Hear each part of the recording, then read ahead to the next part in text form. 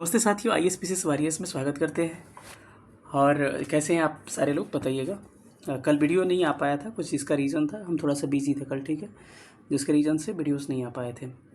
तो आज फिर से एक वीडियो के साथ हाजिर है जिसका नाम है भारत की राजव्यवस्था, भारतीय राजव्यवस्था यानी कि इंडियन पॉलिटी एंड कॉन्स्टिट्यूशन।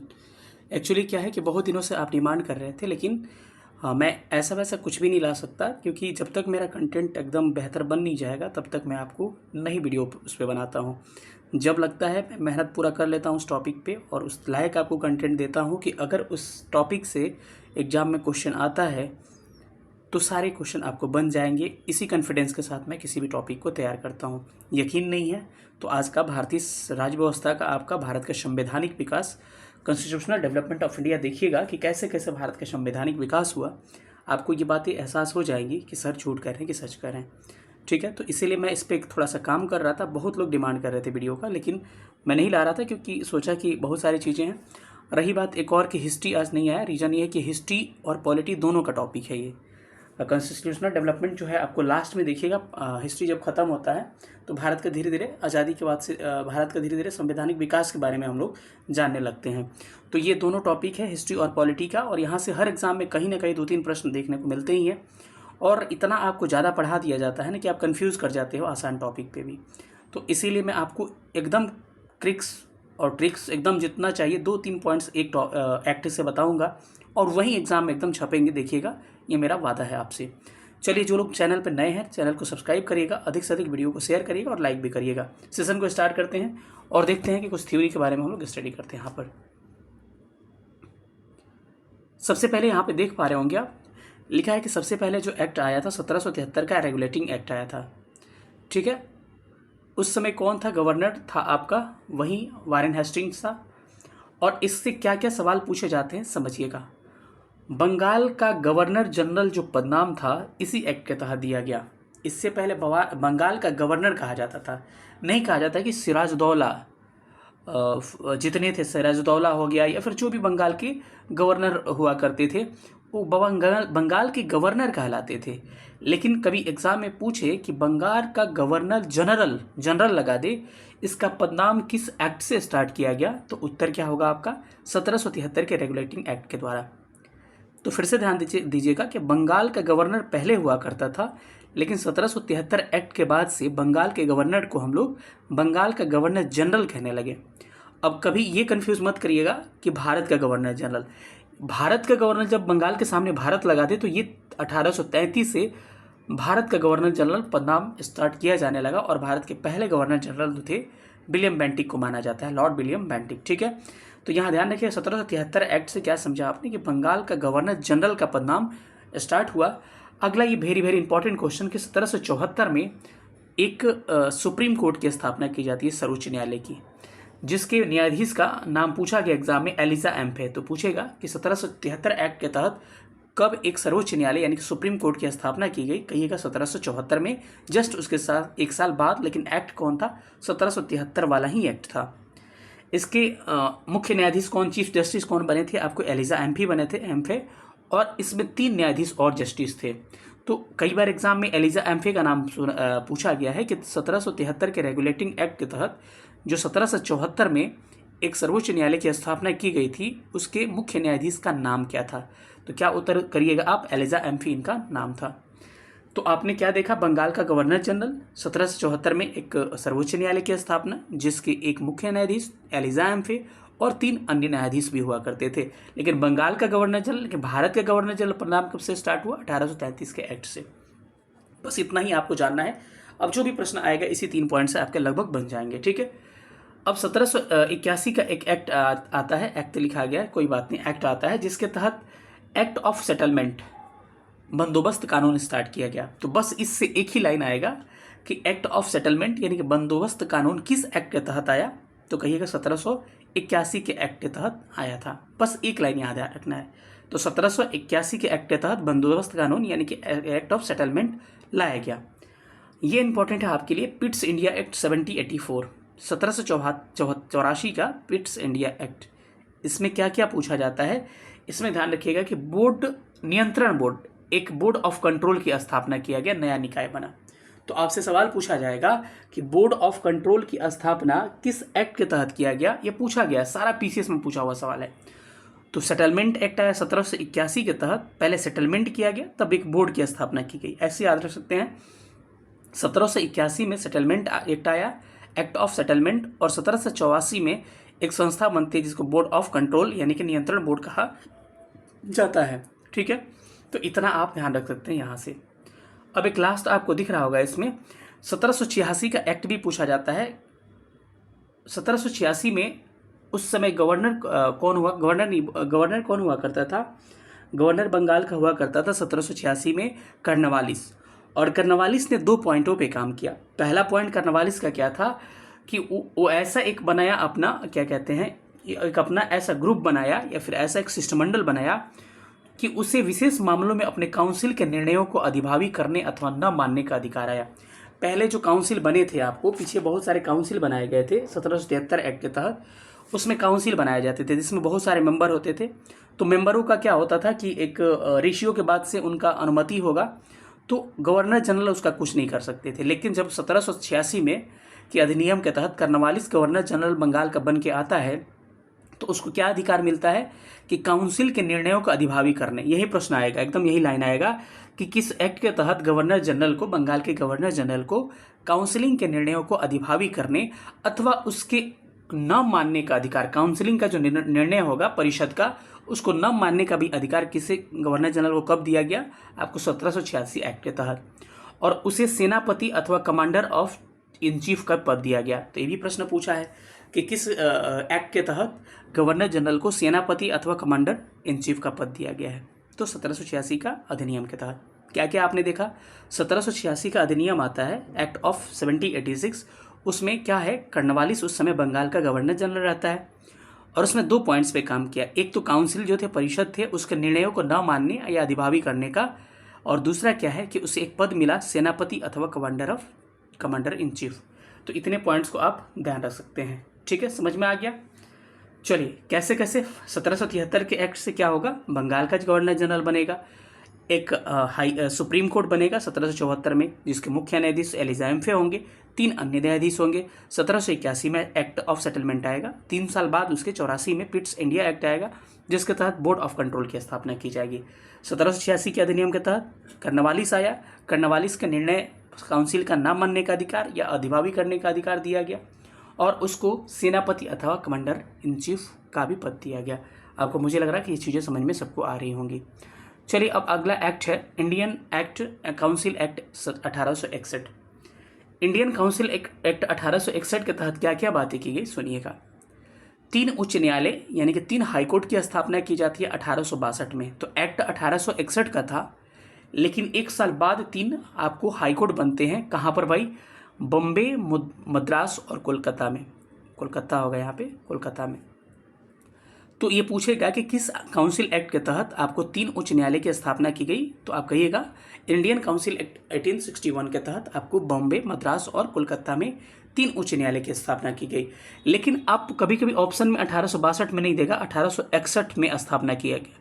अगर ऑप्शन में 62 नहीं रहता तो आप 61 को ले सकते हैं, क्योंकि 1861 के एक्ट के ही तहत बना था, लेकिन 62 में स्थापना की गई थी। अगला पॉइंट क्या होगा, अगला पॉइंट हो गया कि भारत के गवर्नर जनरल की को अध्यादेश जारी करने की शक्ति। भारत का जो गवर्नर जनरल था उसको ऑर्डिनेंस यानी कि आपको अध्यादेश जारी करने की शक्ति दे दिया गया और विभागीय पद्धति की शुरुआत की गई, मतलब कि हर एक क्षेत्रों में विभाग का बंटवारा किया गया। तो प्रश्न सब पूछा गया है कि किस एक्ट के तहत भारत के गवर्नर जनरल की अध्यादेश जारी करने की शक्ति दी गई, तो कहिएगा कि इंडियन काउंसिल एक्ट 1861 के तहत, और विभागीय पद्धति की शुरुआत भी 1861 के एक्ट के तहत किया गया।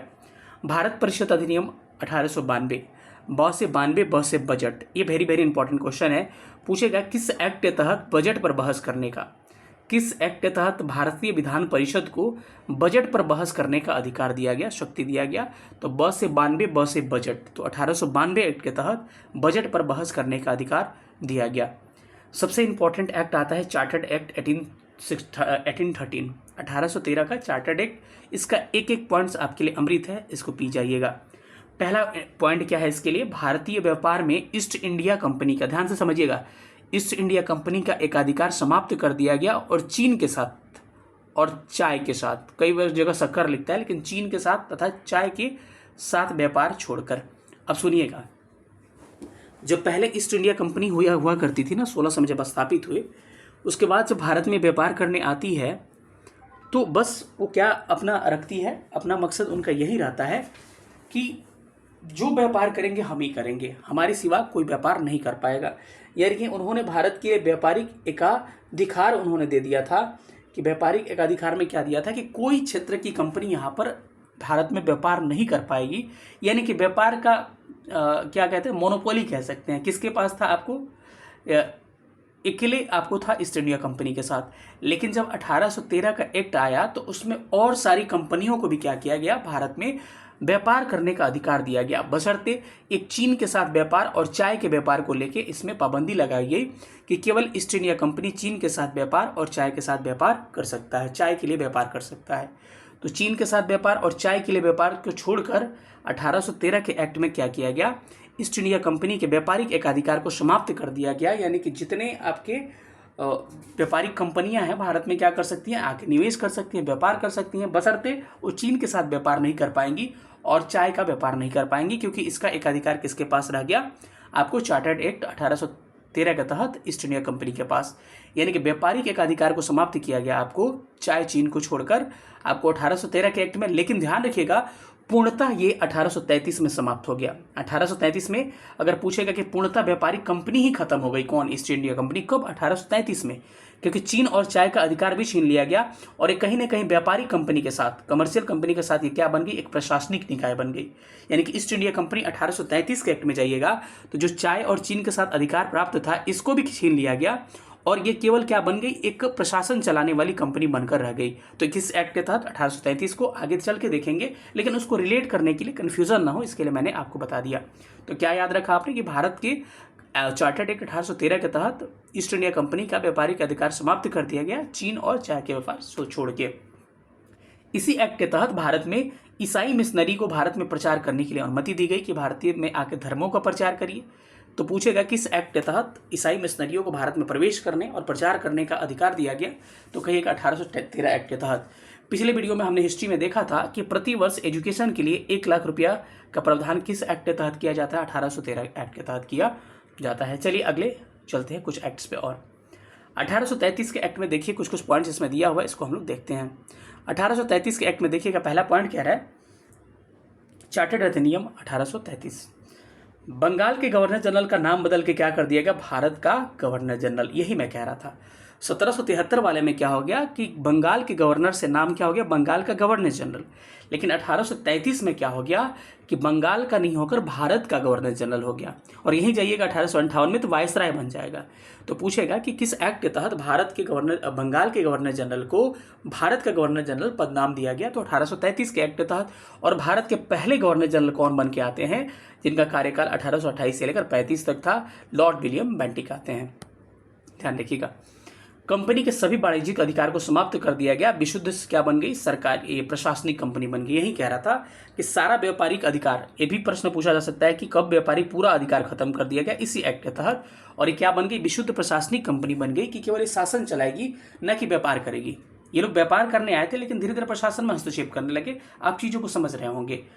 भारतीयों को प्रशासन में कुछ हिस्सा किस एक्ट के तहत मिला, ये पूछा जा सकता है। तो चूंकि विलियम बेंटिक उदारवादी गवर्नर कहा जाते थे, तो 1833 एक्ट के तहत ही भारतीयों को प्रशासन में कुछ हिस्सा लेने का मौका मिला, लेकिन एकदम नामात्रा का। कानूनी सदस्य के रूप में मैकाले को नियुक्त किया गया था। आपको ये ध्यान रखिएगा, मैकाले के बारे में बताया था कि मैकाले ने 1835 में मैकाले घोषणा पत्र जारी किया था, जिसमें उन्होंने क्या किया था, इंग्लिश को माध्यम बनाया और भारत में आधुनिक शिक्षा की नींव तभी से पड़ती है। जिन्होंने वीडियो को नहीं देखा होगा, भारत में शिक्षा का विकास वाला वीडियो जाके देख लीजिएगा। अगला एक्ट है 1853 का एक्ट। इसके तहत आप देखिएगा तो गवर्नर जनरल की परिषद के विधायी एवं प्रशासनिक कार्यों को अलग कर दिया गया। अब क्या हुआ, यहाँ पर जो भी कंपनी का काम था, तो कंपनी अब तो क्या बन चुकी है, व्यापारिक कंपनी से क्या बन चुकी है, कमर्शियल कंपनी से शासन करने वाली कंपनी बन चुकी है। लेकिन शासन में भी एक विधायी कार्य होता है। विधायी मतलब कि रूल्स वगैरह बनाना, और प्रशासनिक काम होता है क्या करना, आपको प्रशासन चलाना। जैसे कि आप अभी भी देखते हो कि संसद का काम क्या है, लेजिस्लेशन बनाना, रूल को बनाना, विधायी बनाना, रूल को बनाना। लेकिन इन्फोर्स कौन करता है, आईएएस हो गए, आईपीएस हो गए, जो अधिकारी होते हैं हमारे, ये क्या करते हैं, इन्फोर्स करते हैं। वही काम उस समय क्या किया, गवर्नर जनरल के परिषद के विधायी और प्रशासनिक कार्य अलग कर दिए गए, ठीक है। और सिविल सेवकों की भर्ती के लिए प्रतियोगिता परीक्षा आरंभ की गई, ठीक है, इसको ध्यान रखिएगा। और पूछा जाता है कि अखिल भारतीय सेवा का आरंभ कब से माना जाता है, तो 1819 के एक्ट से। जब अखिल भारतीय सेवा का सिविल सेवा परीक्षा कब से शुरू हुई, 1853 के एक्ट से। लेकिन अखिल भारतीय सेवा यानी कि इंडियन IAS इसको कहते हैं, इंडियन एडमिनिस्ट्रेटिव सर्विस, ये शुरू किया जाता है 1819 के एक्ट से, 1919 के एक्ट से।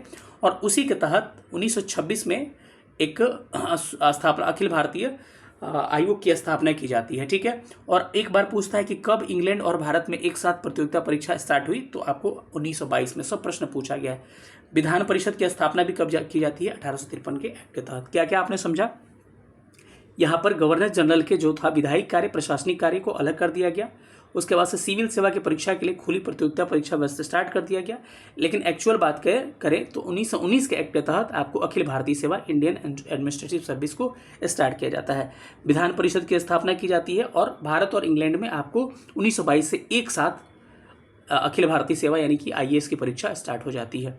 चलिए आप लोग कमेंट करके बताइए कि भारत के पहले कौन ऐसे अधिकारी थे, ICS अधिकारी थे जिनको क्या किया गया, सिविल सेवा से आपको बर्खास्त किया जाता है, और कब किया जाता है, आप कमेंट करके बताइएगा। ये पढ़ाया हुआ प्रश्न है मेरा।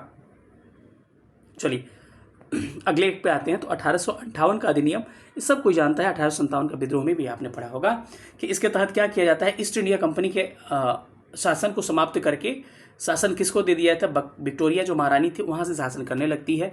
और जो गवर्नर जनरल का पद नाम था ना, भारत का गवर्नर जनरल, उसको बदल के वायसराय। तो अब 1858 के बाद जो भी नाम आएगा वायसराय करके पुकारिएगा। गलती से लोग गवर्नर जनरल कह देते हैं, लेकिन ऐसा नहीं है, वायसराय कहलाता है। 1909 का अधिनियम था, इसके तहत क्या किया गया, मार्ले मिंटो सुधार कहा जाता है इसको, क्योंकि उस समय भारत के राज्य सचिव कौन थे, मार्ले थे, और मिंटो क्या थे, वायसराय थे, ठीक है। पृथक निर्वाचन मंडल, ये बड़ा इंपॉर्टेंट प्रश्न है। तो पूछेगा मुसलमानों के लिए पृथक निर्वाचन मंडल एवं या कहें तो सांप्रदायिक प्रतिनिधित्व, यानी कि मुसलमानों के लिए एक अलग से निर्वाचन मंडल बनाया गया जहां केवल मुसलमान ही वोट कर सकते हैं। किस अधिनियम के तहत, तो 1909 अधिनियम के तहत। इस अधिनियम को किस नाम से जानते हैं, मार्ले मिंटो सुधार के नाम से जानते हैं। क्यों, क्योंकि उस समय राज्य सचिव कौन थे, मार्ले थे, और आपको गवर्नर वायसराय कौन थे, आपको मिंटो थे, ठीक है। तो इसमें पृथक निर्वाचन मंडल की शुरुआत कब की जाती है, आपको मुसलमानों के लिए, केवल मुसलमान के लिए, 1909 में। और उसी समय सत्येंद्र प्रसाद सिन्हा को वायसराय की कार्यपालिका परिषद के लिए प्रथम भारतीय सदस्य बनाया गया। तो आप यहाँ पूछेगा सवाल, ये पूछा है कि किस एक्ट के तहत, किस अधिनियम के तहत कार्यपालिका परिषद में प्रथम भारतीय सदस्य को नियुक्त किया जाता है, तो 1909 के अधिनियम के तहत। और किसको किया जाता है, सत्येंद्र प्रसाद सिन्हा को किया जाता है। और एक पूछता है कि संवैधानिक प्रयोगों में सबसे कम समय तक कौन सा एक्ट चलता है, मतलब बहुत कम टाइम तक चला, कौन सा भाई, 1909 का अधिनियम सबसे कम टाइम तक चला था। और किस अधिनियम के तहत भारत को प्रशासन में कुछ हिस्सेदारी दिया गया, तो अभी मैंने पढ़ाया था 1833 एक्ट के तहत, ठीक है। चलिए अगला देखिएगा, भारत शासन अधिनियम 1919, बड़ा इसमें ज़्यादा पॉइंट्स है, थोड़ा सा इसको हम लोग बाद में देखेंगे, पहले रिकॉल करते हैं। ईस्ट इंडिया कंपनी को समाप्त करके 1858 के एक्ट के तहत क्या किया गया, शासन दे दिया गया विक्टोरिया के पास। गवर्नर जनरल का नाम बदल के वायसराय कर दिया गया। 1909 एक्ट में क्या होता है, मार्ले मिंटो सुधार कहा जाता है, क्योंकि उस समय राज्य सचिव कौन थे, मार्ले थे, और मिंटो क्या थे, वायसराय थे। मुसलमानों के लिए पृथक निर्वाचन मंडल की व्यवस्था की जाती है, और वायसराय की कार्यपालिका परिषद में एक भारतीय सदस्य की नियुक्ति की जाती है, उनका नाम क्या है, सत्येंद्र प्रसाद सिन्हा। संवैधानिक प्रयोगों में सबसे ये कम टाइम तक चला था। 1919 का एक्ट पे आते हैं, बड़ा इंपॉर्टेंट है, और सबसे ज़्यादा सवाल यहीं से पूछा जाता है। 1919 एक्ट लोग समझ ही नहीं पाते हैं। 1919 का एक्ट क्या कहता है कि प्रांतों में द्वैत शासन, डुअल जो पॉलिसी थी शासन की, प्रांतों में कब स्टार्ट की गई, 1919 में। यानी कि प्रांत में दो विषयों का क्या कर दिया गया, आपको विभाजन कर दिया गया, ठीक है। तो पूछेगा कि प्रांतों में द्वैत शासन की स्टार्ट कब किससे की जाती है, 1919 एक्ट के तहत की जाती है। यानी कि इसको कहा जा सकता है कि इसमें क्या किया गया, मतलब कि इसमें विषय को बांट दिया गया, एक केंद्रीय, एक क्या दो भागों में बांट दिया गया, हस्तांतरित विषय और एक आरक्षित विषय। तो कहा जाएगा कब आपको विषयों को दो बराबर भागों में बांटा गया और प्रांतों में द्वैत शासन की स्टार्ट किया गया, तो कहिएगा प्रांतों में द्वैत शासन 1919 के एक्ट के तहत। लेकिन प्रांतों में स्वायत्ता किससे होगा, स्वायत्ता मतलब कि द्वैत शासन, डबल शासन को हटा के पूरा क्लियर स्वायत्ता 1935 एक्ट के तहत। तो पूछेगा कि प्रांतों में द्वैत शासन कब से स्टार्ट हुआ मेरे भाई, 1919 एक्ट के तहत स्टार्ट होता है। अब आगे देखिएगा पॉइंट्स इसका कुछ, तो 1919 अधिनियम के तहत क्या क्या बातें और इंपॉर्टेंट है आपके एग्जाम के लिए, देखिएगा। द्विसदनीय व्यवस्था किया गया, यानी कि पूछा जाएगा कि राज्यसभा और लोकसभा ये दो सदन कब से स्टार्ट होते हैं, आपको 1919 एक्ट के तहत, तभी प्रांतों में द्वैत शासन, डबल शासन स्टार्ट हो जाता है। और प्रत्येक निर्वाचन डायरेक्ट जो वोट करने का अधिकार है 1919 एक्ट के तहत ही मिलता है। और सांप्रदायिक आधार पर सिखों, भारतीय ईसाइयों और आंग्ल भारतीयों और यूरोपियों को वोट करने का अलग निर्वाचन मंडल बनाया जाता है। तो पूछेगा कि मुसलमानों के लिए अलग निर्वाचन मंडल कब से स्टार्ट होता है भाई मेरे, 1909 से। लेकिन ये भी प्रश्न पूछा है सिख, भारतीय, ईसाई और आंग्ल भारतीयों और यूरोपियों के लिए कब से स्टार्ट होता है, 1919 के एक्ट के तहत। इसी समय कैग जो है, कंप्यूटरल जनरल ऑडिटर जनरल जो है, इसका 19 एक्ट के तहत महालेखा परीक्षक का पद स्टार्ट किया जाता है। और केंद्रीय बजट और राज्य बजट को अलग कर दिया जाता है। बजट का बहस कब से, 1892 से। लेकिन राज्य का और केंद्र का बजट अलग कब किया जाता है, 1919 के एक्ट के अनुसार। चलिए इसको रिकॉल करते हैं। तो प्रांतों में द्वैध शासन स्टार्ट किया गया, द्विसदनीय व्यवस्था स्टार्ट हुई, लोकसभा, राज्यसभा, प्रत्येक डायरेक्ट वोट करने का अधिकार, सांप्रदायिक आधार पर सिखों, भारतीय ईसाइयों और आंग्ल भारतीय और यूरोपियों को वोट करने का अलग निर्वाचन की व्यवस्था की जाती है। कैग को शुरुआत किया जाता है, केंद्रीय बजट और राज्य बजट को अलग कर दिया जाता है। भारत शासन अधिनियम 1935 के बारे में जानते हैं। इस समय अखिल भारतीय संघ की स्थापना की जाती है 1937 में, इसी एक्ट के तहत। प्रांतों में द्वैध शासन जो था पहले 1919 में, उसको समाप्त करके प्रांतीय स्वायत्ता, मतलब एकदम स्वतंत्रता, प्रांतीय स्वायत्ता को स्टार्ट किया जाता है। पूछेगा कि प्रांतीय स्वायत्ता या स्वायत्ता किस एक्ट के तहत, तो 1935 एक्ट के तहत। प्रांतों में द्वैध शासन किस एक्ट के तहत, 1919 एक्ट के तहत। या फिर प्रांतों में द्वैध शासन समाप्त कब किया गया, 1935 के एक्ट के तहत। ठीक है, तो केंद्र में द्वैध शासन अब स्टार्ट हो गया। पहले प्रांत में था, अब केंद्र में द्वैध शासन स्टार्ट हो गया, यानी कि प्रांतीय स्वायत्ता स्टार्ट हो जाती है। केंद्र और राज्य की शक्ति का पावर डिस्ट्रीब्यूशन सेंट्रल गवर्नमेंट का और स्टेट गवर्नमेंट का कब से, 1935 एक्ट के तहत। आपको डीपीएसपी है, डायरेक्टिव प्रिंसिपल, यानी कि नीति निर्देशक तत्व में इस तत्व को शामिल किया गया है। तो एक बार पूछा गया है प्रश्न कि 1950 के नीति निर्देशक तत्व में, डीपीएसपी जिसको कहते हैं, उसमें कहाँ से समाहित की गई है बातें, तो कहिएगा 1935 का अधिनियम के तहत। इसके अलावा आप और जानते होंगे कि सबसे अधिक संवैधानिक स्रोत हमारा कौन सा है, एक बार देख लेते हैं। एक दो पॉइंट्स और हैं इसके, सबसे अधिक हमारे संविधानों में किस एक्ट से लिया गया। अनेक देशों से हमारा संविधान का स्रोत है, अगला चैप्टर हमारा वही होगा कि विभिन्न देशों का संवैधानिक स्रोत। लेकिन सबसे अधिक किस एक्ट से लिया गया है भाई, किसी देश से ना लेकर सबसे अधिक 1935 के अधिनियम के तहत हमको संविधान में भाग समाहित किए गए हैं। तो सबसे अधिक हमारे संविधान में पॉइंट्स कहाँ से लिया गया है, 1935 अधिनियम के तहत हमारा स्रोत है। राष्ट्रपति को अध्यादेश जारी करने की शक्ति दी गई। 1861 में क्या था, गवर्नर जनरल को अध्यादेश, लेकिन 1935 में राष्ट्रपति को अध्यादेश। और वर्मा जो था हमारा, जो कंट्री है बर्मा, जो म्यांमार वर्तमान में है, वो इसी एक्ट के तहत क्या होता है, अलग होता है भारत से। और एक संघीय न्यायालय की स्थापना की जाती है। तो पूछेगा एक संघीय न्यायालय की स्थापना कब, 1935 एक्ट के तहत। बर्मा भारत से अलग हुआ कब, 1935 एक्ट के तहत। राष्ट्रपति को अध्यादेश 1935 एक्ट के तहत। और संवैधानिक स्रोत में सबसे अधिक योगदान 1935 एक्ट का। इसके अलावा अगर देखिएगा तो नीति निर्देशक तत्व भी आपको 1935 एक्ट से लिया गया है। बहुत सारी चीज़ें इसमें, सेंट्रल और स्टेट गवर्नमेंट का पावर का डिस्ट्रीब्यूशन 1935 एक्ट के तहत। प्रांतों में द्वैध शासन को समाप्त करके प्रांत की स्वायत्ता स्टार्ट की गई, अर्थात केंद्र में द्वैध शासन स्टार्ट हुआ। और एक अखिल भारतीय सेवा का स्टार्ट किया जाता है, अखिल भारतीय संघ का। तो ये बातें सारा है। इस एक्ट के बारे में बहुत सारे विद्वान कहते हैं कि ब्रेक है, ऐसा है, वैसा है, तो उसको हम जानेंगे, क्वेश्चन के बाद में समझ लेंगे, इससे लिखवाने की कोई ज़रूरत नहीं थी। अब आते हैं यहाँ पर कुछ एक नोट में लिखा हुआ पॉइंट कि 1917 में कौन आया भाई, मार्टेन्क्यू घोषणा पत्र आया और भारत सरकार अधिनियम 1919 का आधार बना। तो कहेगा भारत शासन अधिनियम 1919 का आधार कौन बना, मार्टेन्क्यू घोषणा पत्र कब आया, 1917 में आया। उस समय सचिव कौन थे भाई, मार्टेन्क्यू थे। और वायसराय कौन था, चैम्सफोर्ड था। पार्लियामेंट 1909 में, लेकिन ये कब आया, 1917 में आया मार्टेन्क्यू घोषणा पत्र। और ये आधार बना किसका, 1919 एक्ट के तहत, क्योंकि इसकी बातें समाहित थी 1919 के एक्ट में। मुझे लग रहा है कि आपको सारी बातें समझ में आ गई होंगी और मुझे अब क्वेश्चन पे फोकस करना चाहिए। क्वेश्चन से लगातार सवाल कितना आसानी से बनाइए आप सोच भी नहीं सकते। एक बार रिविजन कर लीजिएगा इस वीडियो को। चलिए क्वेश्चन को हम स्टार्ट करते हैं। पहला क्वेश्चन दिख रहा है, एकदम हलवा लगेगा क्योंकि आपको हर चीज़ें मैं पढ़ा चुका हूँ, तो इसीलिए आपको आसान थोड़ा सा लगेगा।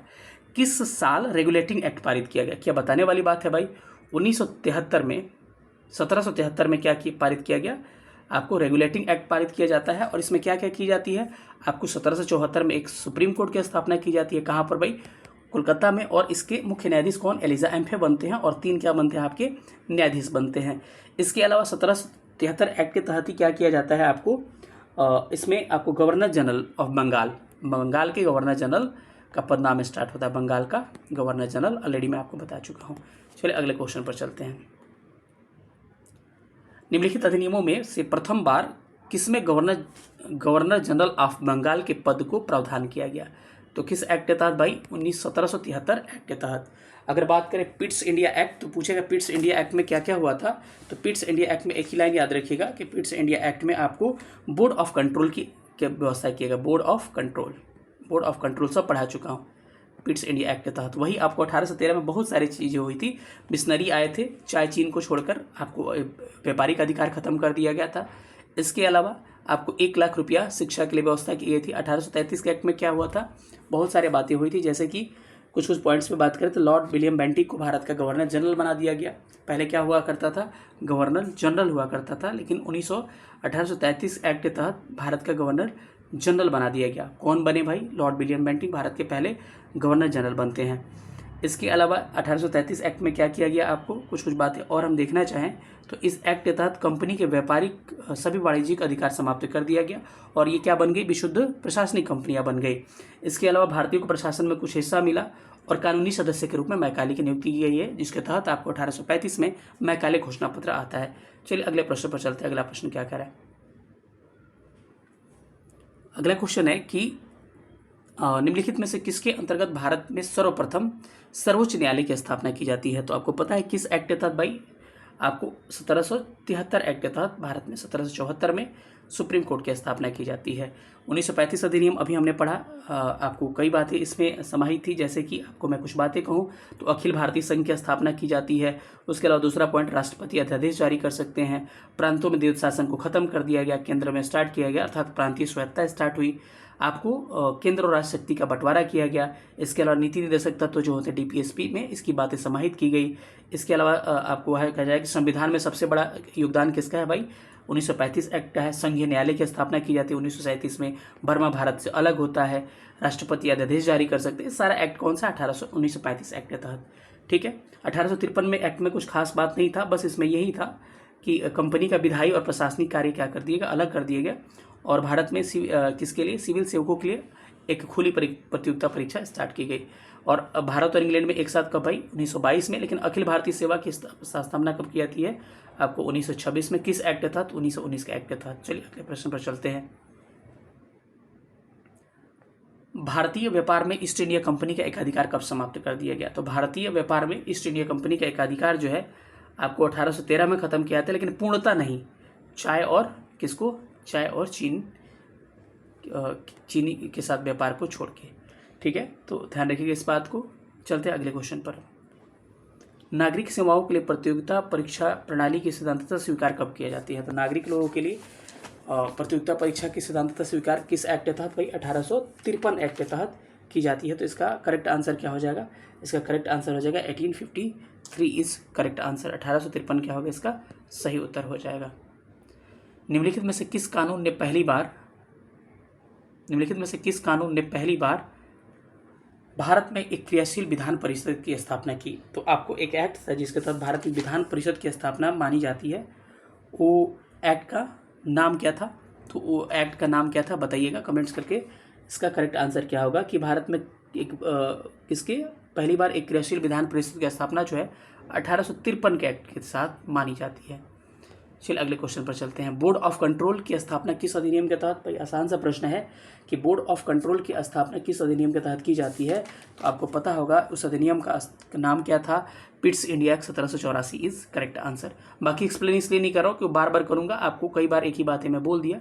चलिए, ब्रिटिश ईस्ट इंडिया कंपनी ने चाय के व्यापारिक एकाधिकार कब खो दिया? तो चाय कब तक था भाई? चाय और चीन कब तक था भाई? 1813 तक था, लेकिन पूर्णतः खत्म कब हो गया? 1833 में। पूर्णतः क्या बन गई भाई? प्रशासनिक निकाय बन गई व्यापारिक निकाय के बाद से। तो क्या होगा? आंसर इसका सी करेक्ट हो जाएगा। अगले प्रश्न पर आते हैं। भारत का शासन ईस्ट इंडिया कंपनी से क्राउन को कब हस्तांतरित कर दिया गया? 1858 में। और विक्टोरिया को दे दिया गया क्राउन को, और कहा गया कि वहाँ पे जो गवर्नर भारत के जनरल हुआ करते थे उसको क्या नाम दिया गया? नाम उसका बदल के कर दिया गया क्या आपको? भारत का वायसराय। और प्रथम के वायसराय प्रथम कौन बने थे भाई? कैनिंग भारत के प्रथम वायसराय बने थे, लॉर्ड कैनिंग। अगले प्रश्न पर आते हैं। निम्नलिखित में से किस एक्ट के द्वारा भारत के गवर्नर जनरल को अध्यादेश जारी करने का अधिकार मिला? तो सबको पता है कि भारत के गवर्नर जनरल को अध्यादेश जारी करने का अधिकार किस एक्ट के तहत दिया जाता है? तो एक्ट क्या था आपका? एक्ट 1861 का एक्ट था। इसी एक्ट में क्या किया गया? विभागीय पद्धति की स्टार्ट की जाती है। और इसके अलावा आपको क्या किया जाता है, 3 उच्च न्यायालय की स्थापना की जाती है। कब? 1862 में। कहाँ पे? कोलकाता, बॉम्बे और कहाँ पर? मद्रास में। चलिए अगले क्वेश्चन पे चलते हैं। 1909 वाला क्या है? 1909 में क्या था, मुसलमानों के लिए क्या अलग से आपको निर्वाचन मंडल की व्यवस्था की जाती है। ब्रिटिश इंडिया के में निम्नलिखित में से किस एक अधिनियम ने सामूहिक कार्यचालन के स्थान पर विभागीय पद्धति की शुरुआत की जाती है और वायसराय द्वारा वायसराय की कार्य परिषद के लिए उनके प्राधिकार को और बल प्रदान किया जाता है। तो इसमें से एक्ट कौन सा हो जाएगा? इसका राइट आंसर क्या हो जाएगा? इसका किस एक्ट के तहत क्या किया जाता है, बल मिलता है ब्रिटिश के? इसको तो हो जाएगा इंडियन काउंसिल एक्ट 1861। क्या होगा इसका करेक्ट आंसर? ऑप्शन ए हो जाएगा। चलिए अगले प्रश्न पर चलते हैं। अगला प्रश्न कह रहा है कि निम्नलिखित में से किस अधिनियम के अंतर्गत भारतीय विधान परिषद को बजट पर बहस करने का अधिकार दिया जाता है? ब से बजट, ब से 92, यानी कि क्या हो जाएगा 1892 इस राइट आंसर। वही बात करें कि राज्यों और केंद्र का बजट कब अलग किया जाता है भाई? 1919 अधिनियम के तहत अलग कर दिया जाता है। चलिए अगले प्रश्न पर आते हैं कि भारत में मीडिया को नियंत्रित करने के लिए कब एक्ट पारित किया जाता है? थोड़ा सा हट के लीक से प्रश्न है, कुछ अलग भी होना चाहिए। तो मीडिया से के लिए अलग से एक्ट 1835 में, 1867 में, 1878 में, 1908 में। आपने 1878 का नाम सुना होगा, मुंह बंद करने वाला अधिनियम। बताइएगा आपने पढ़ा है कि नहीं? वर्नाकुलर प्रेस एक्ट जिसको कहा जाता है। चलिए बॉम्बे, मद्रास और कोलकाता में उच्च न्यायालय की स्थापना कब की जाती है भाई? एक्ट था कौन सा? 1861 का, लेकिन 1862 में आपको कोलकाता, मद्रास और कहाँ पर? बॉम्बे में एक उच्च न्यायालय। लेकिन ऑप्शन नहीं होने के कारण कभी कभी ऑप्शन 61 ही लिया जाता है। ठीक है। भारत में ब्रिटेन के सभी संवैधानिक प्रयोगों में सबसे कम समय तक कौन चला था? तो आपको पता था कि भारत में सबसे कम समय तक चला था कौन सा? 1909 का अधिनियम सबसे कम समय तक चला था। निम्न में से किस अधिनियम ने भारत में पृथक निर्वाचन मंडल का आरंभ किया? पृथक निर्वाचन मंडल भारत में किस एक्ट के तहत माना जाता है? तो वो एक्ट कौन सा है भाई? 1909 का अधिनियम, जिसे क्या कहा जाता है? मार्ले मिंटो सुधार कहा जाता है। इसी एक्ट के तहत क्या किया गया? मुसलमानों के लिए अलग निर्वाचन पद्धति की व्यवस्था की जाती है और भारत में सबसे कम समय तक संवैधानिक प्रयोगों में 1909 का एक्ट ही चला था। अगस्त 1917 के सुधारों की घोषणा को क्या जाना जाता है, किस नाम से भाई? तो आपको पता है, इसको कहा जाता है मॉन्टेगू घोषणा पत्र कहा जाता है। इसी एक्ट से आधार बना 1919 का एक्ट। ठीक है, इसके बारे में मैं पहले ही डिस्कस कर चुका हूँ। ठीक है, तो चलिए आगे थोड़ा सा जल्दी बढ़ते हैं। प्रांतों में देव शासन डिवार्की कब से स्टार्ट होता है? तो प्रांतों में देव शासन कब से स्टार्ट होता है? 1909 में, 1919 में स्टार्ट होता है। ठीक है, यहीं पे आपको राज्यसभा और लोकसभा यानी कि द्विसदनीय व्यवस्था स्टार्ट होती है। तो इन सब बातों को आपको ध्यान रखना है। इसके अलावा इस एक्ट में क्या क्या और हुआ था? आपको प्रत्यक्ष निर्वाचन मंडल यानी कि डायरेक्ट वोट की बात की जाती है। इसी एक्ट के तहत कैग की स्थापना की जाती है। केंद्र और राज्य का बजट अलग अलग किया जाता है और इसी एक्ट के तहत आपको सिख, भारतीय, ईसाई, आंग्ल भारतीय और यूरोपीय को अलग से क्या उनको निर्वाचन मंडल की व्यवस्था की जाती है। तो राइट आंसर क्या हो जाएगा? C is right answer. Montagu Chelmsford प्रस्ताव किससे संबंधित था? तो आपको पता था कि मॉन्टेग्यू चेम्सफोर्ड जो सुधार था ये किससे संबंध था? इसका डायरेक्ट संबंध था आपको संवैधानिक सुधार से, यानी कि ऑप्शन क्या होगा आपका? D is right answer. निम्न में से भारत सरकार अधिनियम 1919 के बारे में असत्य कथन को छाटिए। तो इसमें असत्य इनकरेक्ट ऑप्शन क्या हो जाएगा? इसमें थोड़ा सा देखिएगा। तो इसका पहला कह रहा है कि यह अधिनियम मार्ले मिंटो सुधार के नाम से जाना जाता नहीं, 1909 अधिनियम को मार्ले मिंटो कहते हैं। ठीक है, इस अधिनियम में इस चेम्सफोर्ड सुधार से संबंधित है। इस अधिनियम में केंद्रीय और प्रांतों के विषयों को अलग कर दिया गया। बिल्कुल सही है। भारत और द्वैत शासन राज्य में स्टार्ट किया गया। भारत सरकार अधिनियम 1919 कब प्रभावित होता है? 1921 में स्टार्ट होता है लागू होना। मॉन्टेग्यू भारत के राज्य सचिव हुआ करते थे और चेम्सफोर्ड क्या थे? उस समय वायसराय थे। इसे मॉन्टेग्यू चेम्सफोर्ड इसको कहा जाता है अधिघोषणा पत्र। लेकिन मार्ले मिंटो सुधार इसे न कहकर 1909 अधिनियम को कहते हैं, जिसमें मुसलमानों के लिए अलग निर्वाचन मंडल का व्यवस्था किया जाता है। चलिए अगले प्रश्न पर चलते हैं। अगला प्रश्न संख्या 21 क्या कह रहा है? भारतीय उच्च आयुक्त के पद का सृजन किस अधिनियम के तहत किया जाता है? भारतीय उच्च आयुक्त पद का मतलब आप समझ रहे हो, इसका मतलब क्या हो गया? भारतीय उच्च आयुक्त का मतलब हो गया कि भारत के जो राजदूत होते थे, भारत के राजदूत के पद का सृजन किस एक्ट के तहत किया जाता है? तो भारत सरकार अधिनियम 1919 के तहत किया जाता है। ये पॉइंट उसमें मैंने नहीं लिखा है, तो आप लिख सकते हैं कि भारत में जो उच्चायुक्त बनाए जाते हैं किस एक्ट के तहत? 1919 एक्ट के तहत, और कैग भी इसी के एक्ट के तहत स्टार्ट हुआ था। 1935 के भारत सरकार अधिनियम निम्नलिखित में से कौन सा वैशिष्टिक युक्त सही नहीं है? तो 1935 एक्ट के बारे में कौन कौन सा आपका स्टेटमेंट इनकरेक्ट है, आपसे यही पूछ रहे हैं। चलिए हम लोग इनकरेक्ट स्टेटमेंट को छांटने की कोशिश करते हैं, इसमें से कौन सा इनकरेक्ट है। पहला कह रहा है कि केंद्र में केंद्र में साथ ही साथ राज्यों में द्वैत शासन, बिल्कुल गलत। राज्य में द्वैत शासन को 1935 के एक्ट में खत्म कर दिया जाता है। स्टार्ट कब होता है? 1919 में प्रांतों में या फिर राज्यों में क्या था? द्वैत शासन, ठीक है। लेकिन 1935 में इसको खत्म कर दिया जाता है, तो ये गलत है। केंद्र में तो होगा लेकिन राज्य में द्वैत शासन नहीं होगा। द्विसदनीय विधानमंडल बिल्कुल सही है। प्रांतीय स्वायत्ता बिल्कुल सही है। एक अखिल भारतीय संघ बिल्कुल सही है। ऑप्शन ए क्या होगा आपका? इनकरेक्ट हो जाएगा। चलिए अगले प्रश्न पर चलते हैं। प्रश्न संख्या 23 क्या कह रहा है कि किस अधिनियम के बारे में जवाहरलाल नेहरू ने कहा था कि हमें एक ऐसी कार दी गई है जिसमें ब्रेक थे किंतु इंजन नहीं था? तो ये कहा गया किस एक्ट के तहत भाई? 1935 एक्ट के तहत ये बातें कहा गया है। अगला प्रश्न है कि निम्नलिखित में से किस अधिनियम द्वारा संवैधानिक निरंकुशता का सिद्धांत प्रवृत्त किया गया? तो इसी को माना जाता है 1935 अधिनियम को संवैधानिक निरंकुशता का सिद्धांत।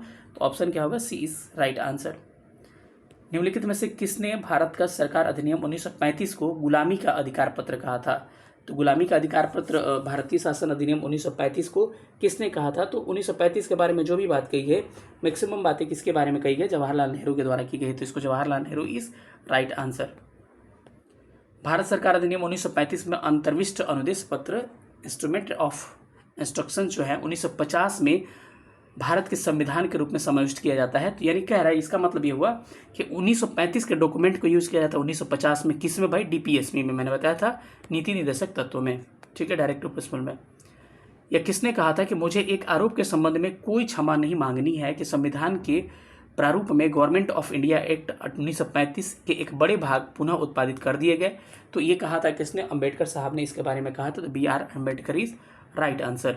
आज का आखिरी सवाल आपको दिख रहा होगा। एक्ट को क्या करना है? एक्ट को मिलाना है। थोड़ा सा ऊपर कर लेते हैं, सब एक्ट को हम लोग आसानी से मिलाते हैं। इसका राइट आंसर क्या होने वाला है? चलिए मिला के देखते हैं। द रेगुलेटिंग एक्ट 1773 किससे संबंधित है? एक सुप्रीम कोर्ट की स्थापना। तो ए का क्या हो गया? ए का क्या हो जाएगा? ए का 4 हो जाएगा। ए का 4 हो जाएगा। उसके बाद से भारतीय परिषद अधिनियम 1909 क्या हो जाएगा? सांप्रदायिक निर्वाचन मंडल, किसके लिए? मुसलमानों के लिए। बी क्या हो जाएगा? 3 हो जाएगा। भारतीय सरकार अधिनियम 1919 में क्या कहा था? द्वैत शासन। कहाँ पर भाई? प्रांतों में द्वैत शासन। तो क्या हो जाएगा आपका? ये हो जाएगा। सी का 2 हो जाएगा। भारत सरकार अधिनियम 1935 में क्या हो जाएगा? प्रदेशों की स्वायत्ता यानी कि राज्यों की स्वायत्ता स्टार्ट हो जाती है। यानी कि ऑप्शन क्या होगा इसका? B is right answer. सब लोग बताइएगा सेशन कैसा लगा। सबको सेशन देखने के लिए बहुत बहुत धन्यवाद। Team for ISPCS warriors, thanks for watching. और सेशन कैसा लगा? जो लोग भी नए हैं चैनल को सब्सक्राइब करिएगा। देखिए, जितना आप लोग प्यार दीजिएगा तभी वीडियो कंटिन्यू लगातार आ सकता है, क्योंकि मुझे मोटिवेशन तभी मिलता है जब आप लोग इसको प्यार देते हैं और आप लोग अधिक से अधिक इस पर कमेंट्स करते हैं। तो जो लोग भी होंगे बताइएगा सेशन कैसा लगा, और सब लोग कमेंट्स करके बताइएगा। जो भी सवाल पूछते हैं, सवाल इंपॉर्टेंट होते हैं बीच बीच में, उसको कमेंट्स में रिप्लाई भी करने का कोशिश करिएगा। फिर मिलेंगे किसी अगले वीडियो में, तब तक अपना ख्याल रखिएगा। सेशन देखने के लिए थैंक यू सो मच। जय हिंद।